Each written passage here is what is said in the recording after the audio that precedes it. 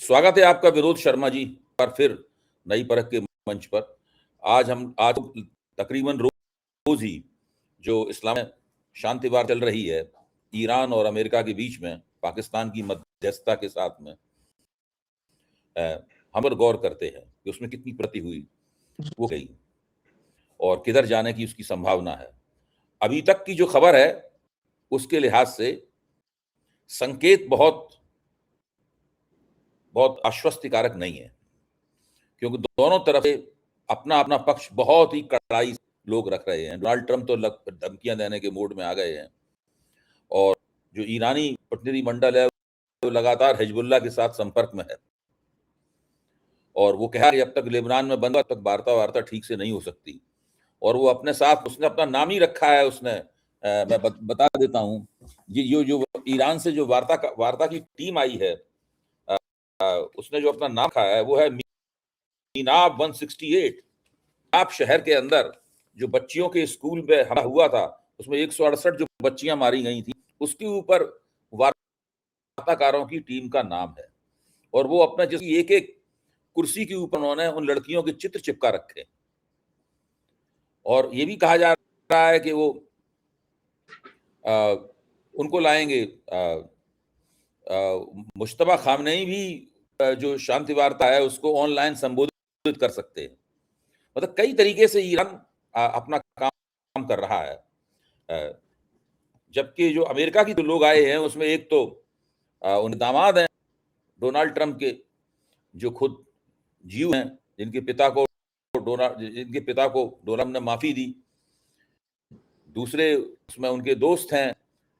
तीसरे JD Vance हैं। तीनों में से किसी को भी डिप्लोमेसी का तजुर्बा नहीं है। जबकि ईरान से जो लोग आए हैं वो सब प्रोफेशनल विदेश मंत्री हैं उनके, है कि नहीं? वो प्रोफेशनल डिप्लोमेट हैं। काफी फर्क है दोनों टीमों के स्तर में और सोच विचार। क्या लग रहा है विनोद जी, ये वार्ता किधर जा रही है? कि वार्ता तो होगी, वार्ता शुरू हो गई है।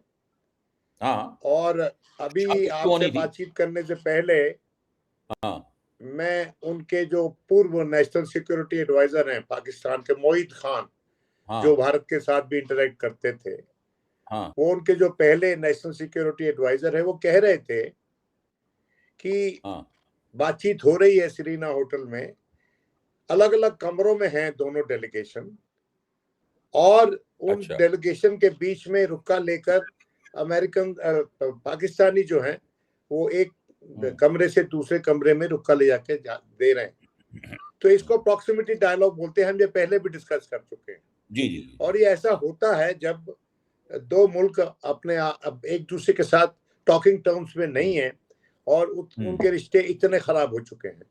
लेकिन द फैक्ट कि लोग मिले हैं और द फैक्ट कि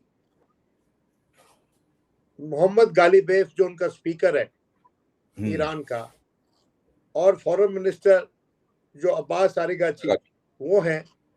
देखिए, मोहम्मद गालिबेफ तो बड़ा सीनियर आदमी है और बहुत बड़े उच्च पदों पे रहा है अपने मुल्क में, और वो नेशनल इरानियन गार्ड्स का भी वो एक कमांडर रहा है, रेवोल्यूशनरी गार्ड्स का वो कमांडर रहा है। तो उसके पास वो फौज वाला भी ओहदा है और राजनीतिक भी है। इसी तरह से जेडी वेंस और स्टीव विटकॉफ और जेरेड कुशनर। जेडी वेंस इसमें नया एडिशन है। स्टीव विटकॉफ और जेरेड कुशनर जो हैं वो पहले से बातचीत कर रहे हैं पाकिस्तान से, और जेरेड कुशनर और स्टीव विटकॉफ जो हैं इन्हीं से दोस्ती बनाकर और इनर सर्कल में घुसा था general Munir, field marshal Munir, जहाँ पर क्रिप्टो डील वगैरह जो बातचीत हुई और जो फायदा पहुंचाया उसके परिवार को। तो आज के दिन मैं ये कह रहा हूं कि इसका रिजल्ट क्या निकलता है ये कहना मुश्किल है, लेकिन दो तीन चीजें बड़ी साफ है। देखिए, शुरू में टू ब्रेक द आइस और to melt the ice between two parties, वो क्या करना चाहिए? छोटे कदम होते हैं, छोटे प्रोमिसेस होते हैं। बताया जाता है कि जब दो पक्ष, बहुत ही अड़ियल पक्ष, एक दूसरे से बात कर रहे होते हैं तो उनमें बातचीत को आगे बढ़ाने के लिए क्या करना चाहिए? तो उन दोनों साइड को कम से कम ये रियलाइजेशन देना चाहिए कि दूसरी साइड को क्या चीज आश्वासित करेगी जिसके चलते ये बातचीत का दौर आगे बढ़ सकता है। Building the trust, building confidence in one another. Trust है ही नहीं दोनों के बीच मैं में। समझता हूँ 2-3 मेरा बीच में मैं इसलिए बोला, आपने कहा बिल्डिंग द ट्रस्ट। प्रॉब्लम ये है कि जब ट्रस्ट का कोई छोटा मोटा हिस्सा भी हो तो हो भी ट्रस्ट, उसको ठीक किया जा सकता है। इन दोनों के बीच में तो ट्रस्ट डेफिसिट मोर देन 100%। देखिए वो तो ठीक है, लेकिन there is something called confidence building measures. एक बार मैं बातचीत कर रहा था प्रणब मुखर्जी से, तो कॉन्फिडेंस सीबीएम से बातचीत शुरू हो गई। प्रणब मुखर्जी फॉरेन मिनिस्टर भी थे बीच में, अगर आपको याद हो तो उनकी सीबीएम की अहमियत पे बात होनी शुरू हो गई। तो उन्होंने, वो पुरानी बात है लेकिन उन्होंने जो एक परसेप्शन शेयर किया था, उन्होंने मुझे कहा विनोद देख ऐसा है कि ये जो मामला कश्मीर का जो सुलझ सकता है वो आइडा पैक्ट नहीं सुलझ सकता। भारत और पाकिस्तान के बीच में कश्मीर जो है किसी भी पैक्ट के तहत सुलझाया नहीं जा सकता।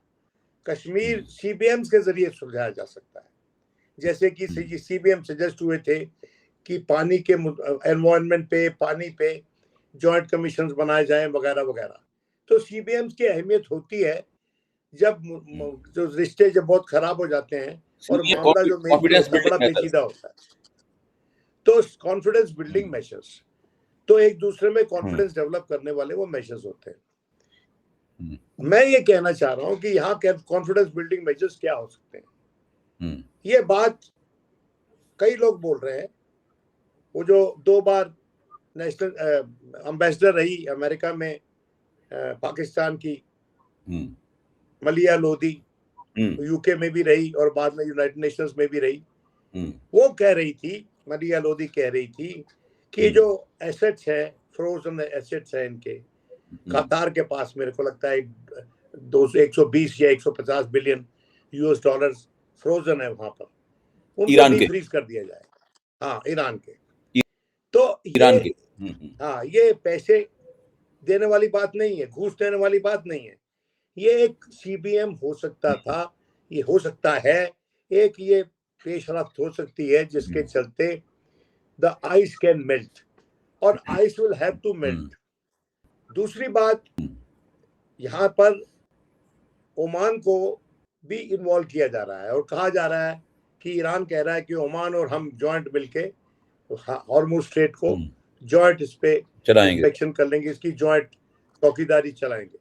भाई ओमान जो है उसकी इंडिपेंडेंट फॉरेन पॉलिसी रही है, जीसीसी कंट्रीज में अकेली मुल्क है जो कि पहले भी पीस टॉक्स मीडिएट कर रहा था, जैसे कि आज के दिन इस्लामाबाद कर रहा है, पहले ओमान कर रहा था।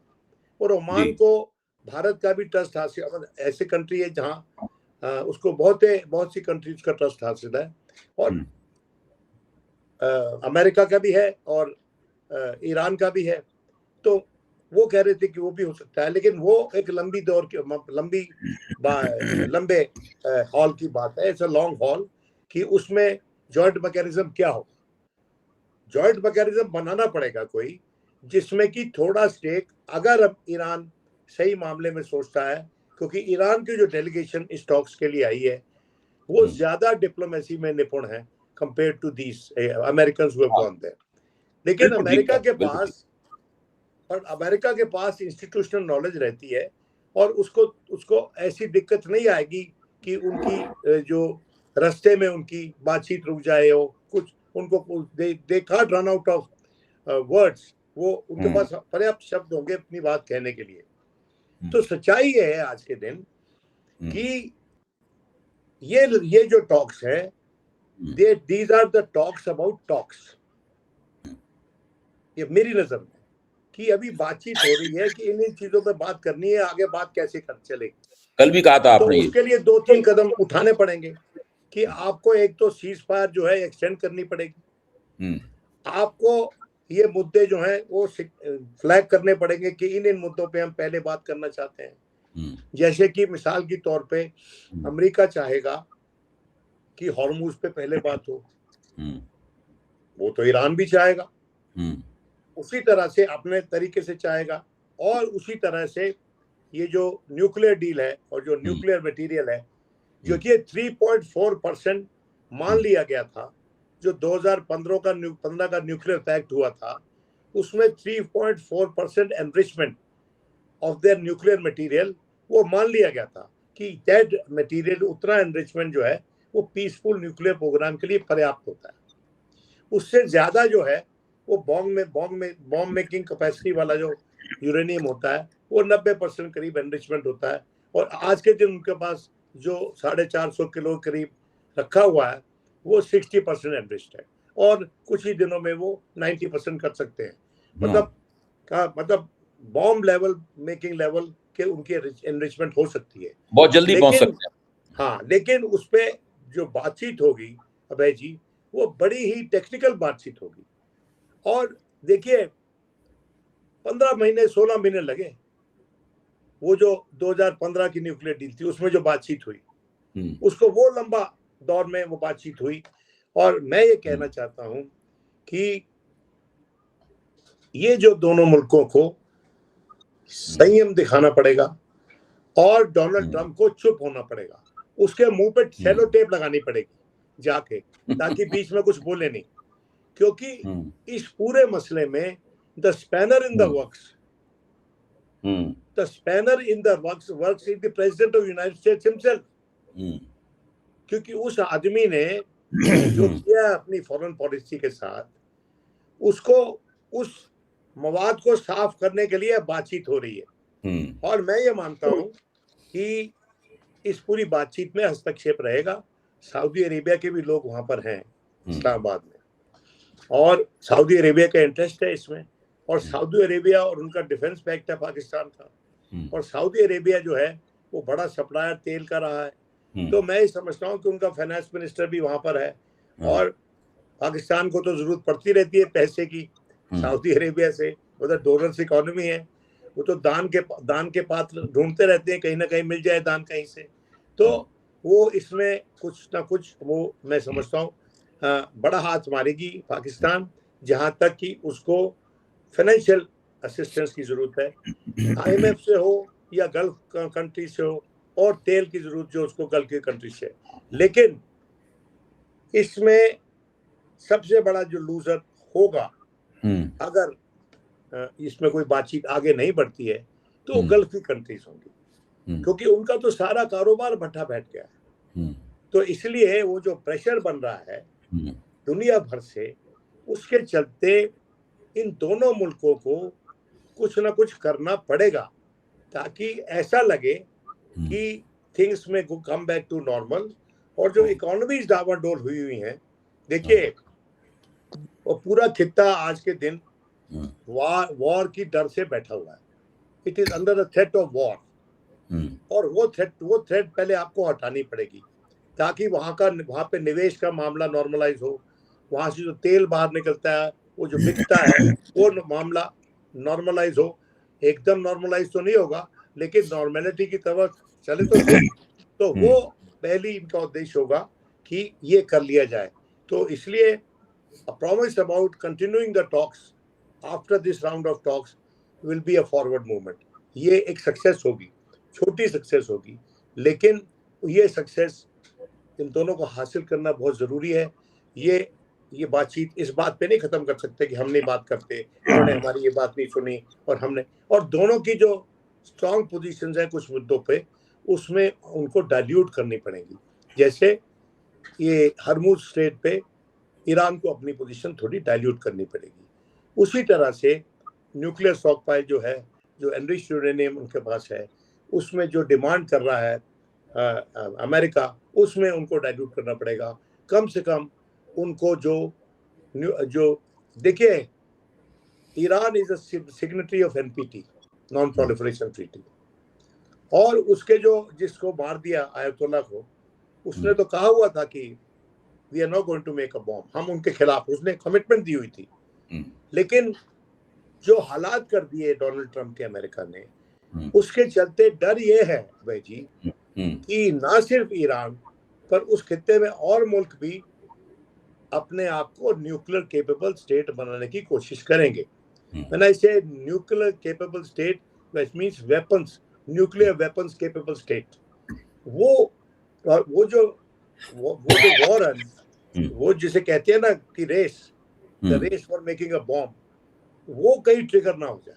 अगर वो ट्रिगर हो गई तो हम कभी भी कायम नहीं होगा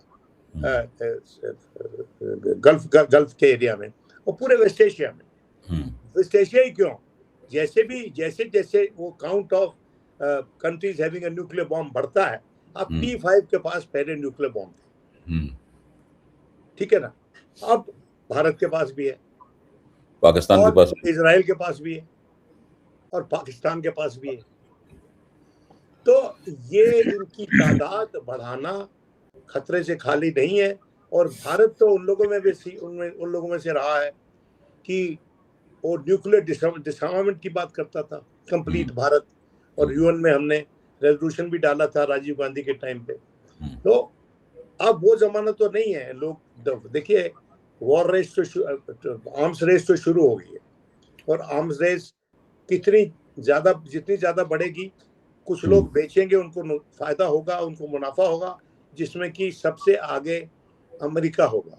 तो अमेरिका का रिस्पॉन्सिबिलिटी सबसे ज्यादा ये है कि यहाँ पर दुनिया में आर्म्स रेस ना बढ़े, खासकर यहाँ से शुरू ना हो। और चीन जो है चुपचाप बात कर रहा है।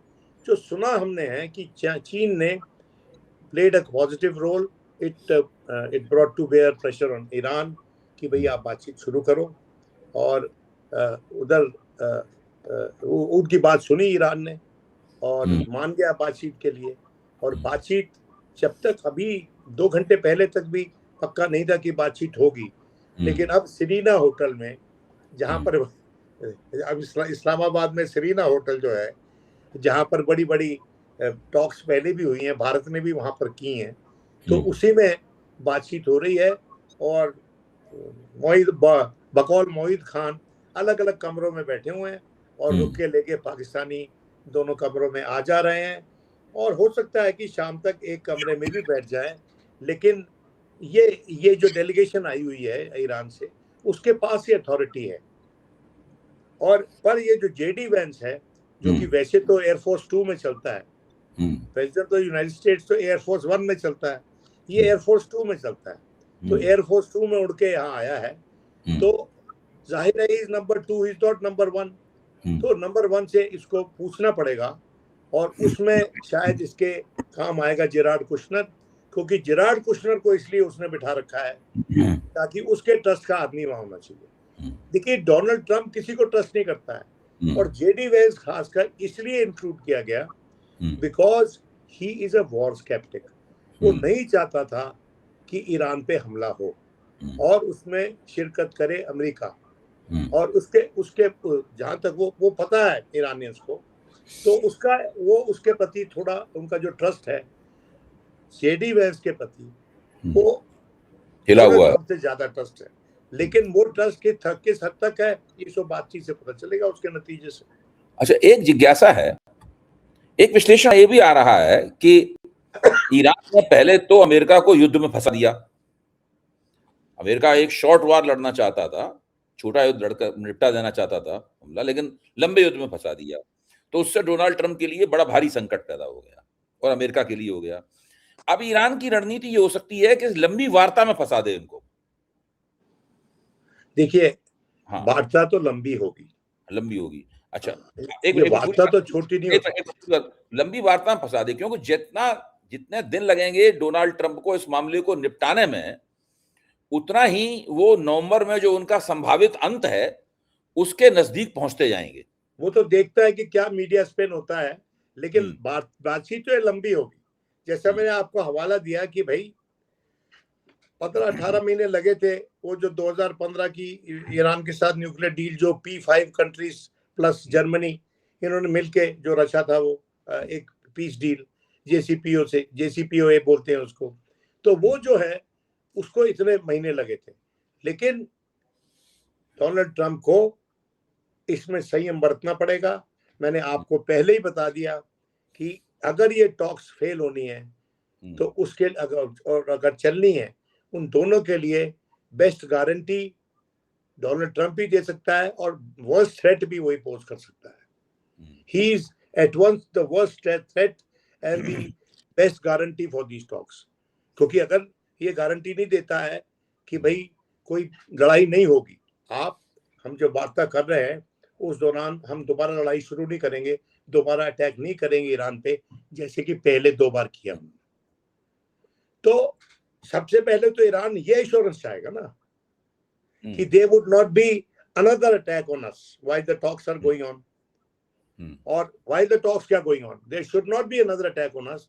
अगर क्योंकि हमने अगर बातचीत करनी है, रिश्ते नॉर्मलाइज करने हैं और पैक्ट साइन करने हैं, जहां तक हॉर्मूज का सवाल है या न्यूक्लियर हमारा जो उनका जो न्यूक्लियर एनरिच यूरेनियम है उसका सवाल है, या फिर लेबनान का बड़ा सवाल है।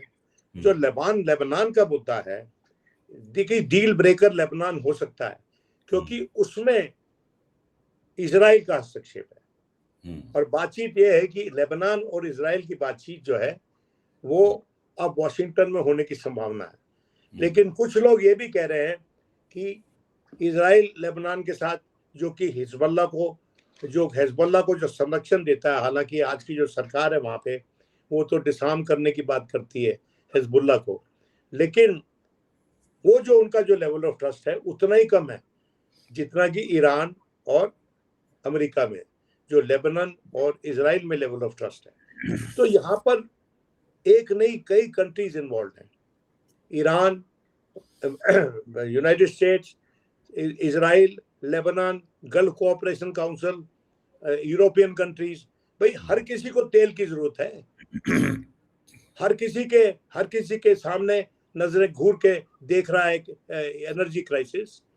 ये पूरे दुनिया की, पूरे विश्व की अर्थव्यवस्था को ये खतरा बन गए हैं डोनाल्ड ट्रंप साहब और इजराइल, बीबी नेतन्याहू। तो इन लोगों को अब सोचना पड़ेगा, क्या ये लोग कैन दे बी रेन्ड इन, सवाल ये है। और अगर होगा तो कैसे होगा। कुछ लोग तो यहाँ तक सलाह दे रहे हैं कि अब इसमें यूनाइटेड नेशंस को इन्वॉल्व करना चाहिए, लेकिन यूनाइटेड नेशंस को इन्वॉल्व करने से तो और ज्यादा बेइज्जती होगी डोनाल्ड ट्रंप की, क्योंकि उसने तो पीस बोर्ड बनाया था गाजा में कि यूएन की जगह पीस बोर्ड होगा, उसका चेयरमैन मैं होऊंगा, और उसमें ये भी चला गया था शहबाज शरीफ। देखिए ये पाकिस्तानियों ने अपना गेम बड़ा चतुराई से खेला है, ये वहां भी थे, पीस बोर्ड पे भी बैठते थे और इसकी तारीफ भी करते थे, इसकी चटुकारिता भी करते थे, और दोनों जगह दोनों डेलीगेशन को रिसीव करने में प्राइम मिनिस्टर नहीं था, उनका फॉरेन मिनिस्टर था और असीम मुनीर था जी। असीम मुनीर जो है वो फौजी कपड़े पहन के गया था ईरानियंस को रिसीव करने, और इनको रिसीव करने जेडी वेंस वगैरह को वो सिविलियन क्लोथ्स में गया था। अब इसका भी कोई मैसेजिंग है।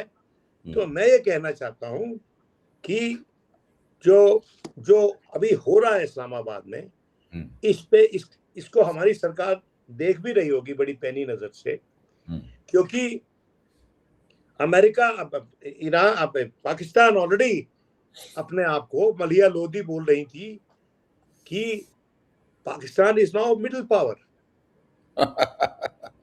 आप देखिए ना, हर किसी का वो जो एम्बिशन जागता है और अपने आप को रीब्रांड, रीपैकेज करने की पाकिस्तान पूरी कोशिश कर रहा है as a middle power which played a mediating role between Iran and United States to bring them together on the same table.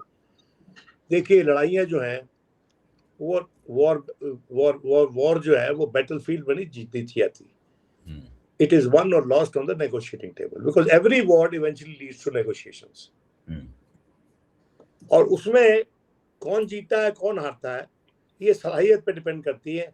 और मैं ये मानता हूँ कि डोनाल्ड ट्रंप जो है he is not a good negotiator, और अगर वो इस प्रोसेस से बाहर रहेगा, इससे दूर रहेगा, या इस प्रोसेस के दौरान चुप रहेगा, तो उसके देश का भला होगा और दुनिया का भला होगा। किस आधार पे आप कह रहे हैं कि वो चुप रहना स्वीकार कर लेंगे?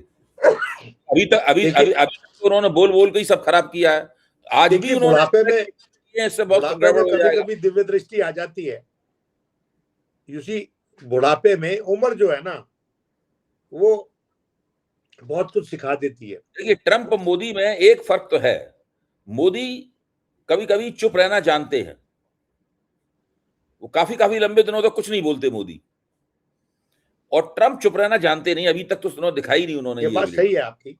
हाँ ये कुछ सलाहियतें हैं, ये हमको जाननी चाहिए कि हाँ वो चुप रहना जानते हैं। लेकिन मुझे आज बड़ा बुरा लगा हाँ जब मलिया लोधी ने कहा कि सवाल पूछा, और ये अपने वहां को लोकल चैनल पे नहीं, वो एक बड़े प्रोमिनेंट ब्लूमबरी के चैनल पे बैठी हुई थी, और उसको पूछा गया, उसने कहा, तो मुझे बुरा लगा। कहती है कि in terms of foreign policy, India's diplomacy and other things, Modi, by getting too close to Israel and abandoning their traditional policy of supporting Palestine and other issues, that he has done a trump on Indian foreign policy. अब देखिए, दुनिया को तो मुंह आप चुप नहीं करवा सकते, नहीं करा सकते, और ये भी नहीं कह सकते कि ये पूरा झूठ है, क्योंकि आज के दिन जो हमारी सिचुएशन है, हम सबके लिए दुख की बात है, और हम मोदी जी को इल्जाम तो लगेगा क्योंकि वो प्रधानमंत्री हैं, वो उन्हीं के तत्वावधान में ही हुआ है। लेकिन भारत को भी अपना जो ग्लोबल पोजीशनिंग है उसको रिवर्क करने की जरूरत है। आप मुझे बताइए कि पाकिस्तान हमारे मुकाबले में कहाँ खड़ा होता है, militarily, economically, diplomatically and historically. मैं ये कहना चाहता हूं कि आज के दिन हम बाहर खड़े हुए हैं और रुक के ले रहा है, इधर दोनों के पीछे रुक के पहुंचा रहा है एक दूसरे के बीच में, और उसमें ये क्या फायदा उठाएगा, इस सारे प्रकरण से वो कितना तेल निचोड़ेगा, विभिन्न प्रकार के तेल निचोड़ेगा वो। लेकिन उसमें उन तेलों के आधार पर कोई बहुत बड़ी हैसियत प्राप्त करने की पाकिस्तान में क्षमता नहीं है, क्योंकि वो पाकिस्तान की जो वास्तविक औकात है वो दुनिया में सब देश जानते हैं। ऐसा है Abhay ji, I will advise you, we are friends, that neither you nor I or nor anybody else, never underestimate your adversary. Never I am not underestimating Pakistan. I am not underestimating. Cartographically, there are limits. There are limits of Pakistan which are very obvious. Sir, please, cartographically, the placement of Israel, Pakistan itself is an important factor. Secondly, China, Russia, Saudi Arabia, and now Iran.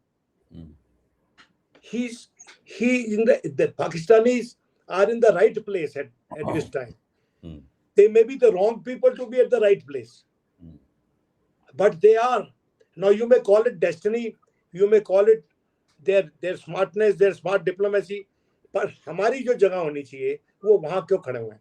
और दुनिया तो अब हमारे यहाँ तो उसको seriously भी नहीं लेते।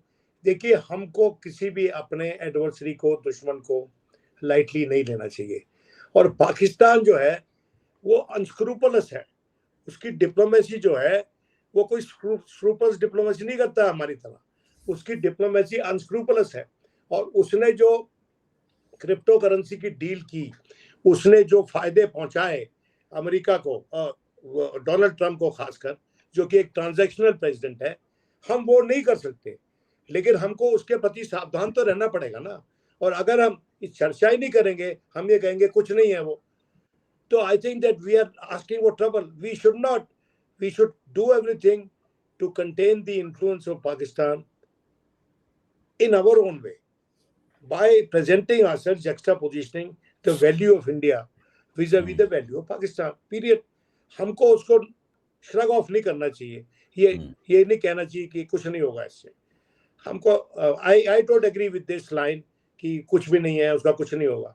अरे भैया, वो बैठे हुए हैं, वाइस प्रेसिडेंट उतर गया उनके, और अब मैं क्या पता वो कल को डोनाल्ड ट्रंप खुद ही आ जाए, उसका कोई भरोसा है क्या?